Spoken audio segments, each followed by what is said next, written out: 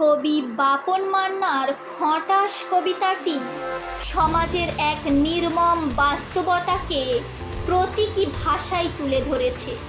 এখানে খটাস শিকারী ও নিকৃষ্ট মানসিকতার মানুষের প্রতীক, আর মুরগি নিরীহ ও অসহায় নারীর প্রতীক।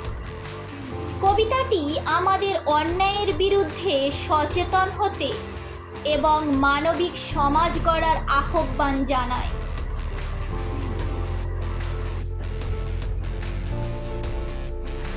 কবি বাপন মান্নার লেখা খটাস। সমাজে এমন এক খটাস আছে যে পছন্দ করে মুরগির নরম মাংস, যে ঘোরে প্রকাশ্য দিবালোকে, কখনো বা রাতের আঁধারে। সে অপেক্ষা করে তার নিয়মিত শিকারের জন্য।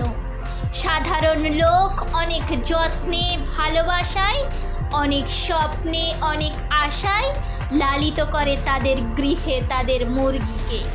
কিন্তু সেই মুরগি যদি নিজের খাবারের সন্ধানে বের হয় তার বাসা থেকে, শিকার হয়ে যেতে হয় ধর্ষকরূপী খটাসের।